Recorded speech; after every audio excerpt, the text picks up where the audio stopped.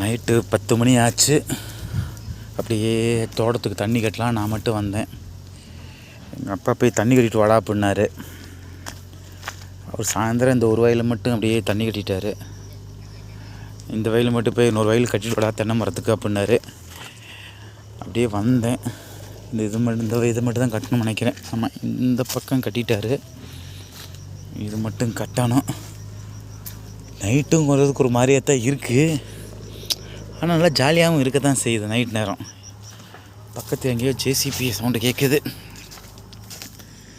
நமக்கு ஒன்றும் பிரச்சனை கிடையாது. எப்படி இருக்கு பாருங்க, செம்மையாக இருக்கார். எங்கள் அப்பா தோட்டத்தில் பளிச்சுன்னு சுத்தமாக வச்சுருக்காரு. பௌர்ணமி இன்றைக்கி நிலா வெளிச்சம் பாரு, இப்படி சூப்பராக இருக்குது. அப்படியே கீழே பாரு அப்படின்னு